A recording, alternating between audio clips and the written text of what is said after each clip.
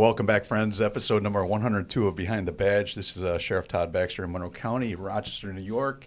Behind the Badge is designed to tell folks who we are as human beings as far as police officers, and then also bring friends into the fold of this communication that work with us and work beside us sometimes, and that's what we're doing today. But we're continuing our series in the double initial homicides from about 50 years ago. Sergeant C.J. Zimmerman is with me. C.J., how are you? I'm good, thank you. Welcome back. Well, it's good to be back. It's good to be back. The bumper music, got to give a shout out. Tommy Burnett from Fairport, New York. That's just great bumper music that he donated it to us. The first series and the second series. If you ever get a chance, Iron Smoke, not that I can do commercials on the show, but it's a great place to visit. Good people out there, and also good bourbon, I think. So they say. Well, so they say. Exactly. I was going to wait for someone. And that voice was Nikki Rudd. Yes. Nikki, how are you? Good to be here. People are like, I know that voice from somewhere. That's awesome. Hey, welcome. We decided to bring in Nikki and Gary Craig from the DNC, Democrat and Chronicle, and WHEC-TV, because you both have done stories on this. You know, we've been talking about this for the last couple episodes, how much CJ and his crew and Deputy Houlihan have dug into this investigation. Yesterday, we talked to the members of the state police and Wayne County Sheriff's Office that have parts of this investigation, and we thought it'd be interesting for the public to understand what the media interest in this story is 50 years later, because you both have done stories, but also your perspective on these cases, and in particular cold cases. You know, they're unique animals that we look at from a law enforcement perspective. We don't look at it from other people's eyes. So, first of all, welcome. Hey, good to have you both. Nikki, how about just a little bit about yourself? If you don't mind introducing yourself. Yeah, I live in Livingston County with my husband and two bonus boys, dog Striker, a yellow lab, and we also have a cat named Muffin. I am a crazy cat lady. I grew up in Des Moines, Iowa. Yeah. Born in Detroit, also lived in Wisconsin and Minnesota, so Midwest girl, but now I've lived in New York longer than I lived in any other place. So, yeah. Wow, that's pretty cool. This is now home. So, a couple things. The Midwest, I spent 2 years there in the Army. Unique place. Whereabouts? Kansas. Oh. Just outside of Kansas City, Fort Leavenworth. Okay. On the good side of the walls, not in the walls. Not in the walls. I should have clarified that. In the Stryker, my son is in the Army over in Germany, and he drives a Stryker vehicle. Oh, wow. So I don't know what your cat's named after, but when you said Stryker, I always think about my son. Yeah, I follow your pictures whenever you guys see him. Yeah, he's wonderful. You got to be so proud. Oh, we're very proud of his service to his country. And it used to be top secret until some information got released the other day, but he's been working with the Ukrainian soldiers and That's doing amazing. a lot of work. So it's his heart is right where he wants to be right now, working with these guys and gals that are, unfortunately going back into a war-torn country after they leave Germany. And Gary Craig? Yes, I'm from the South, so another part of the country, North Carolina. Came up here in 1990. I am the last Democrat and Chronicle reporter that previously worked at the Times Union. Wow. So I'm the last one. I used to deliver the Times Union. Make that what you will.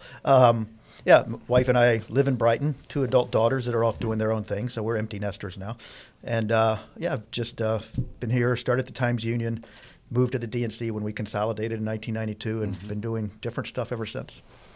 Yeah, and an author? Yes. I wrote a book, 7 Million, about this. It's a long title, which I can't remember the part after the colon. I always forget it. And you wrote it? Yeah, it's sad. But, which was about the 1993 Brinks heist, and then co-authored with D. Quinn Miller. Her memoir, she lost her father, was the first to die at Attica, Billy Quinn. Wow. So her memoir, The Prison Guard's Daughter, co-authored that with her. Yeah, the books are fascinating, and obviously 7 Million, it's just a fascinating read. CJ, have you had a chance? I haven't yet, but I'm going to go out and get it right now, right after this. Well, perfect. So, yeah. If my car were closer, I'd park on the other side of town, I would give you one, and it's in the trunk. But unfortunately, I walked over. So. Yeah, that's a fascinating story. So CJ's been digging into this case. I don't know how much you guys are aware, but CJ, just a quick overview, a recap of what you guys have done with this case in the last few months. Yeah, about a year and a half ago, I had a young deputy Houlihan assigned to me full-time.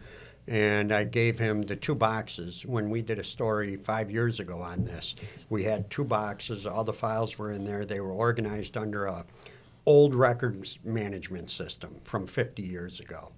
And I talked to Deputy Houlihan, and I said, I need you to read all 3,500 pages of documents, and then I want you to reorganize them in this fashion and do a table of contents. And I asked him, I said, is this something you want to do? And he said, yeah. So it took him 8 months. And he went through and read every single report. He reorganized the entire case. He came up with a table of contents. It's all digitized. And we've really brought the whole investigation, because in order to do an investigation, you have to have organization to it. That's the very first step. And then the second step is you have to read every report. So right now, we've gotten our case files completely organized, and now we are reaching out and touching base with Kevin Coons and Eric Foonstuck from the state police, who are the case agents for their investigations. And we are all putting our heads together, and we're kind of doing a new approach to the investigation.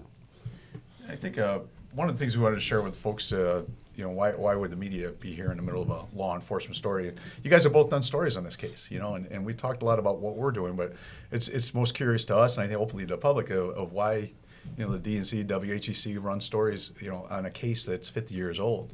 I don't know if you got any perspective on that as a reporter and well, there's that whole, there's I think a number of factors. One, it's children, right. Regardless of the whole double initial thing. It's 3 kids who possibly killed by the same individual. That's up for debate, obviously. And then you have this whole sort of weird double initial thing, which I think takes this to this other sort of media interest. It gives it this sort of oddity that not all stories have. Right. I hate to just call it a story because it's so much more than that.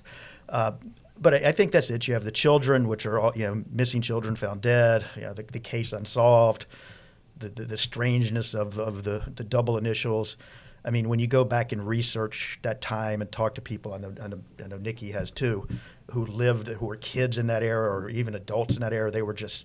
It's probably going to be hard to find a case locally that shook the community, right. I think, as much as that, I think. Probably. Absolutely. Anybody we talked to who, kids around that time, they were not allowed to leave their homes. Right. It got crazy. It was something that they went to bed at night thinking about it. And I would just reiterate the same thing Gary said, the fact that they were children, innocent victims. Mm-hmm. So many of our crimes these days, maybe not so innocent victims, but these are truly innocent victims. Not only were they killed, but they were also raped, right. and to be strangled too. I know, Carmen was from the front, right. but the other girls with ligature. I mean, just brutal homicides, and then to be dumped. And to have the sightings. So you had sightings of this guy. You had sightings of the car, and it's like, how was this not solved? This day and age, we'd have surveillance video from every other store or the plaza or, all this video evidence. But now you just have people and, what they saw in those sketches. I mean, the sketch. How about the sketch of this dude? It's eerie is what it is. And, we were talking with Carmen, one of her last comments was she was in a hurry leaving the drugstore, right? And she was saying, I got to go. I got to go. It didn't make sense in the whole story what she was doing, running an errand, but it's so surreal. It's so scary. Can you imagine being a young girl in the city of Rochester back in that era, or a parent, and you aren't leaving my sight. There's no way. The fear had to be incredible.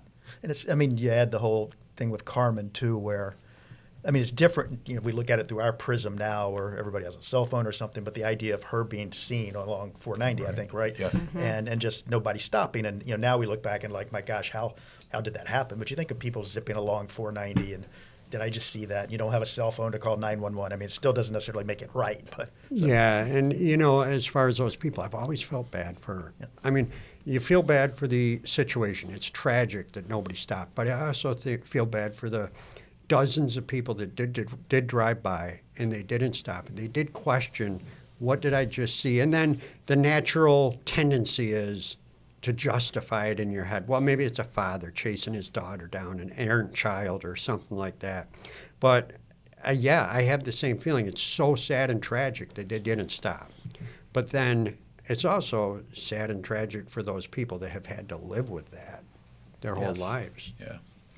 So it's a tragedy for everybody all the way around. Yeah, and you look back and the stories were so surreal, and the terror in the community is utterly incredible. It's heartbreaking. So one of the things we guarantee in law enforcement, we swear an oath that we'll never forget these girls or anybody else that's the victim of a crime, and we never let these folks fall off the radar, and we'll pursue justice as far as we can, as long as we can.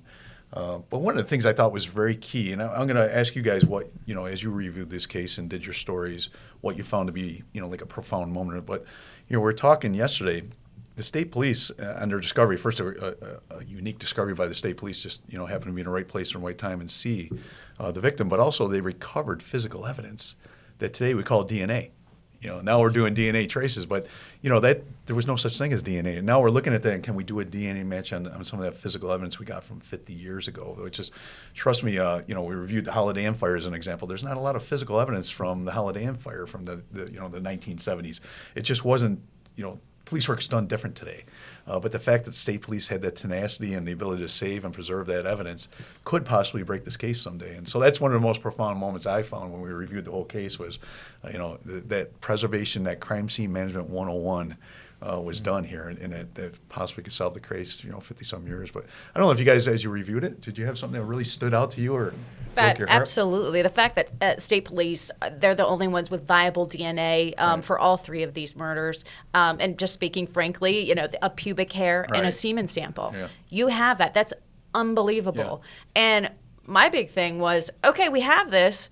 Let's do what California is doing. And, we can do familial matches. Right. So you can go into Ancestry and all these other sites and, find these third, fifth cousins and narrow it down to somebody who lived in Rochester. But when I talked to the investigator for state police, we had all these different rules in New York State that weren't allowing us to do that. Mm-hmm. So to me, that was the big thing with this case. We have what could solve this whole thing. Right. But due to some state regulations, we can't do it. So that was my big question for state police now. Have we gotten through this? I mean, let's do it. California's doing it. And I think when CJ, you want to hit on the uniqueness of the way they're going at this investigation, playing off that. But if you're having to do a lot of extra work, maybe. Yeah. So there are a couple things. Number one, there are a lot of laws in New York State that are preventing us from taking certain actions, but also DNA, and this is like speaking French for me, but the profiles have to be certain profiles, and it's not as easy as just comparing it to Ancestry.com like they do in some cases in California. So there are a number of hurdles and roadblocks. We are exploring every single one, and if there are things that are preventing us from doing familial or genealogical DNA at this point, we're hopeful and we're kind of preparing for at some point down the road, we will be able to do that. But at this point in time, there are a lot of hurdles to get over. And then there's a second thing, and kind of an approach that we're taking. We are kind of identifying who are our top tier suspects. And we're going out and getting DNA and wow. And talking, and if they're deceased, that doesn't, we keep digging and we go for their family members and we're talking to people. And while we're talking to them, we're also interviewing them and re-interviewing them and saying, what do you remember about your father? Do you remember anything? And the depths of interviews that are being done now are really amazing and impressive. Yeah, and he's being able to build a team of 12 volunteer deputies that they've taken these key names and they're going out and in addition to their regular duties and going and visiting these families and going into them, and it's pretty incredible. Now, I have a question for you guys that I've been dying to ask. So you know this story. You've talked to past investigators, Lynn Johnson, Tom Crowley, Pat Crow, Steve Pegalo. You're going back to the late Sal Ruvio and others. So. That's before my time. Yes. Sorry. You're not that young. Okay, after you do these stories, after you did your story 5 years ago, there had to, when you got into the car, you had to have been thinking, why don't they do this? Or why don't, what are your thoughts? I'm interested to know what your thoughts are. What could we be doing better or different, or do you have a game plan that we should be doing that maybe I haven't thought about or somebody on the team hasn't thought about? Well, it sounds like you're doing. At the end of the day, short of like somebody confessing or saying so-and-so confessed and it's believable and you can package it together to make the case. The DNA is probably going to make the case. Just short of that. And I'm sure Nikki went through the same experience. When I did my story, and it's been 13 years ago now, I've done a couple since, but we did the bigger package. And I still to this day, because people find it online and get besieged with emails, I know you have, based on the stories I've read, people who know it was their uncle, was their father, et cetera, et cetera. I mean, there's probably not 2 or 3 months that go by that I don't get something from somebody. And inevitably, I know we're talking about a story, Tom Crowley, who used to be the state police liaison with it. I mean, Tom and I used to talk, and I know they were doing that too. They were out, running DNA swabs, to try to get relatives and all. And I don't know up beyond that. As you said, if you've got these top tier names, and if they have not been swabbed or their relatives haven't been swabbed or anybody, I'm not sure how much else you can do. I mean, other than what you're doing, to be honest. Yeah. I think that's it. And I still got to go back to my original question that I asked Nikki, but pushing these stories out, that I don't know. I know you're doing a public service and you're doing your job, but that's so helpful to us. I mean, there's that one family member, there's one neighbor that sooner or later we're going to tweak. That's how I always look at it. Sooner or later we're going to get that nugget of information we're looking for. So the more you guys report on this is very, very helpful to us. I mean, it generates those leads, if you will, and obviously every lead's come to a dead end so far, but that doesn't mean there's not that one lead out there that we're missing. So, well, there was, of course, there was, and I without naming the officer, I remember when they first had Joseph Nassau, who they thought might be the guy in their sights, and I got a call from somebody saying, "We think we've got him." And then, of course, he was the guy that had his victims had double initials, and he had lived in Rochester, but it turned out one was even named Carmen Colon. Exactly, which is a crazy. It was unbelievable. Yeah, but it turned out And he was a serial killer on death row. Yeah, I remember him. Exactly. Yeah, and they thought that finally, but ruled out by DNA. Ruled out, exactly. And there may have been some, but the DNA was the key, I think, yeah.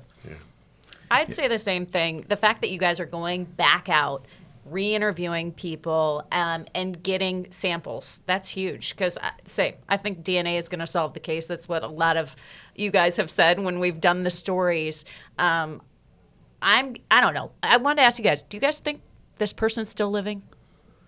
Well, I think based on age, probably not. If you're profiling, right? You're profiling what a sexual predator might look like, and based on our experience, the 20-something-year-old, out there running around, maybe a little older. Now it's 50 years plus, right. So, statistically speaking, they might have not be living anymore. But you never know. Right. That's the fascinating part of these stories. You just never know. I mean, he had to have been at least 16 because he was driving, plus 51, so that puts him at minimum age of 67. You just don't know. And I have no idea. Yeah. And it's these investigations, you always go where the evidence takes you, so you don't want to put too many hypotheses on the table and get led in the wrong direction, but keep on going where the facts are going to bring us. And I can say the nice thing is that everybody on the team and all feels the same way. It doesn't matter if the suspect is living or deceased. Right. We want it solved, period. So, Gary, I think you might have just nailed one there, but the most profound is you've reviewed these and done your stories on them and done your digging. And it really popped out that it was everybody said there's the fact that there is preserved DNA from 1973 is amazing when you think about it. And the second, I guess the thing too that we spoke about earlier is just I've and probably not as many as Nikki, done a number of cold case stories and other crimes around here that got some notoriety, and I wasn't around then. Well, I was around, but I wasn't here. I can't think of any other story that I've written about a crime that it just like you put it out there and suddenly you start hearing from people. Not only it's sort of I suspect it was so and so, but it's just wow, you wouldn't believe how scary, as you were saying, it was. That time was. If you lived in the town and you had kids and all, I can't think of any other sort of crime that I've written about or aware of, and that had that resonance locally. So. No, and you think of Arthur Shawcross, we talked about him earlier, but 11 missing ladies, horrific crimes, but again, the different children. These are children. These your most precious person in your family, in your neighborhoods, and they're disappearing. It's like a UFO comes and gets them. And like that's not supposed to happen in our society, and our most vulnerable, the sense of you can't secure your own kids and take care of your own family members had to be. And that was a time, and actually, now to think about it, actually, I was about the same age as these kids. Now that I think about it, I hadn't done the math, but I was very similar in age at that time, and I wasn't living around here. But I think it's pretty much nationwide that. Yeah, your parents didn't worry about you as much. I mean, you would walk to the store. Sure. I would get on my bike and ride 5 miles to Little League practice with no trouble. Nobody cared, and it just wasn't this sort of the kind of this oversight because it wasn't believed to be necessary at the time. Mm-hmm. And it was a very different time as far as go out and play and come back by dark and dinner. Nobody asks any more questions about it. We trust you're out there, not getting in trouble. Yeah, and Nikki had mentioned earlier, the technology that exists today that would help us solve this crime, the blue light cameras, the red light cameras, the ring cameras, the license plate readers that are capturing information all the time. And but the tenacity of the investigators back then, we don't want to, they've been working this case for 50-some years continuously, and that's what justice is all about, to keep on pursuing it. If you get it, you get it, but our job is to pursue it. That's the end of it. Well, that was the other thing. I mean, coming back, and if you guys have gone through the files, to me, back when I was doing it, as I mentioned, sadly, we've lost some of the original investigators, but there were a number of them who were around then that I was getting together with, and they were getting together with a new team of investigators and all, and chatting, and their desire all those years later, that's 2009, to crack this, and you could tell just like still was just with them as much as any case possible. Yeah, that's one thing that definitely shines through in reviewing all of the documents is every cop that has ever worked on this, not just the investigators, but the patrolmen. I mean, there are thousands, and everybody has put their heart and soul into it. And I'll say this, when it does get solved, let's say it gets solved tomorrow. I'll just happen to be the guy that's here, but, it could have been, it was probably, you could go back to the technician that swabbed and got that critical piece of evidence. And, it's just everybody is on the same team. We're all working together. Everybody's equal here. And it's just a massive team that is working at solving this. A team of 50 years of cops, basically. Right. I know you said you gave those two boxes to the folks. And I remember 5 years ago you said the guy's name is probably in one of these boxes. Yeah. And like Gary said, this has resonated with so many people. I did the series 5 years ago.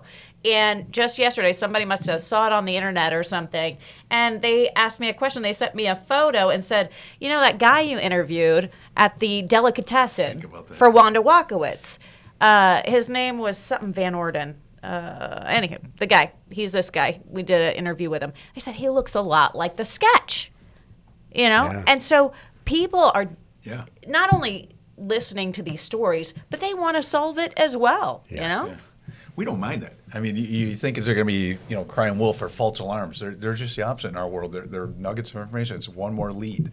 And leads are okay to be checked off, closed, but it's that lead that you're looking for, that piece of the puzzle. So, do you guys know if they ever, looked into that guy? So, is that something you can say, CJ? Bill Van Orden from the Hillside Delicatessen. Got it. That's awesome.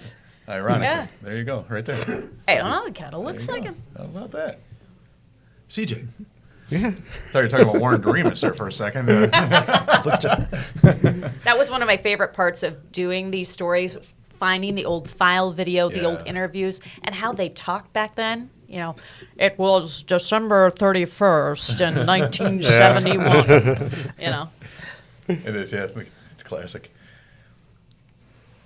The other thing about, the girls that resonated too. Okay, not only did we have the double initials, right? Mm-hmm. Okay, was that a coincidence?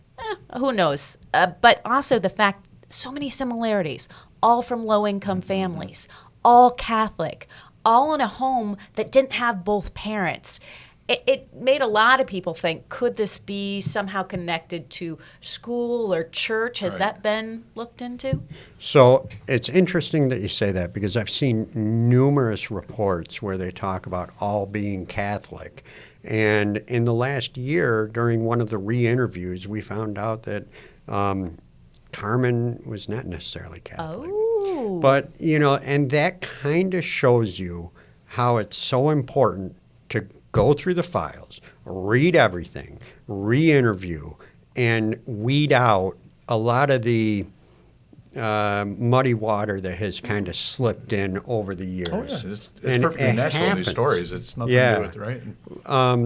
But, you know, there are a lot of similarities, and I think that's what keeps the story alive. One of the things I found very interesting, so you got the double initials and then the location of the recovery of the bodies. Right. You know, so you got Carmen Colon and what could be considered Churchville, right, off of 490 and Webster, and you know, it's fascinating. And Macedon. And yeah, absolutely. And we talked about, you know, if you look at it from a geographical perspective, Carmen Colon was found in the town of Riga. She was not found within the Churchville limits. However, everybody has a different fire district, a different mailing district. I mean, I'm out in Penfield, but my mailer is Rochester.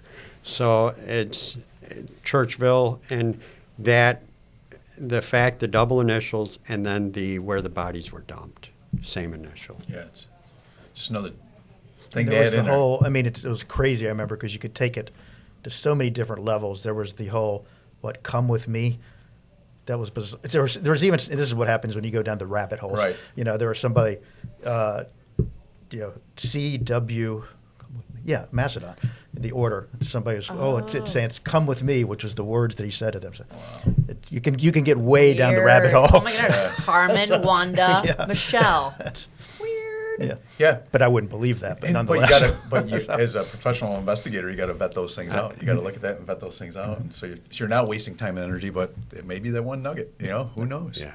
Now, what about the whole, you know, was it one killer? Was it one serial killer? It's been out there. Gary and I were talking about how some people believe Carmen Colon, the first, was not the same as Wanda and Michelle. And a lot of people brought up the uncle who then committed suicide in the 90s. What's the new investigation showing? Well, I can tell you this. People ask me all the time about, what do you think, 1 killer, 2 killers, 3 killers? I have no idea. And it doesn't really matter, because all we are doing is organizing the file and organizing ourselves into a team where we are feeding off of each other, and we are moving forward with progress and direction, and we have specific goals laid out, and we're executing those, and wherever it leads us, it leads us.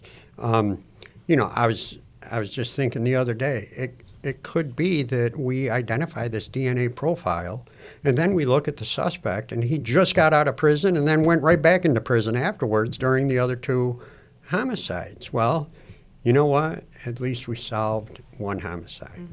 Mm-hmm.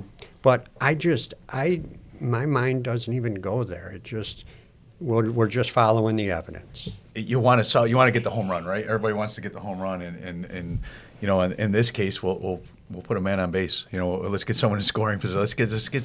Let's keep on moving forward instead of trying to knock the ball out of the ballpark. Keep the train moving. But that's our natural tendency. Who wouldn't love to solve this case or any other, you know, horrific victimized crime that people need justice on? But you know, it's what we do. It's in our DNA is to go get the bad guy, right? So, but I love the tenacity of investigators. I've never been an investigator, and I also love the professionalism where they just focus.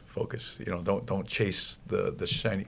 Look at it, but don't chase it if it's got no, you know, merit to it. And merit in our world is, you know, facts and evidence, where it's going to take us. That was it. We wanted to spend a little time with you guys. You've done fascinating stories. I've already expressed how important that is to an investigator. When you guys do reports on these things, you generate more information. Your information might generate a lead. So we appreciate that, and I just wanted to show the public the other side of these stories too. Who else is working on these things? So well, thanks for having us, and thanks for the hard work you're doing on this case. I'm just a spokesperson. It's a whole team of people. So, but thank you. Yeah, I'm so excited. I had no idea that you guys were doing this, and you know, because I'm sorry, everybody seems to be understaffed these days. Yeah. So just getting the job done in all our professions, I think, has become more difficult than it used to be. So hearing that you guys actually have guys that are going out, doing interviews, getting the DNA swabs, that's huge, and that's awesome. As someone who's covered this and is really into all true crime, especially from Rochester, that is awesome. And I got to tell you something that's really exciting, is that You brought up staffing and workload. Those are all difficult hurdles to get over. And I put out an email to the whole department, and I said to the deputies, hey, I need people to volunteer. It's going to be on duty. You're going to have to do this while you're doing all of your other jobs that you don't get a free pass on. And then I need you to write detailed reports. I need you to track these people down. I need you to swab them for DNA that you've never done before. So already it's something new, and most people shy away from that. And I got all these volunteers. Wow. These 12 deputies volunteered and said, yeah, I'll do all that extra work. Yeah. And It's a beautiful thing. it is. And the response has been phenomenal, because now you have 12 people that are excited and engaged and want to be part of the team. Oh, And that's awesome. exciting. So when it's solved, we need to recognize every single one of them. you know? Exactly. I love your attitude. We got the same goal: bring justice. And so, the guys, thanks for joining us. Thanks for sharing your perspective and the work you've been doing on this story, and not forgetting, most importantly, these victims, these little girls and their families. We will never forget, and you guys have helped us do that, and from your own perspective. So, God bless you, and thanks for joining us. And until next week, CJ. Thank you very much. Appreciate it. Thanks, guys.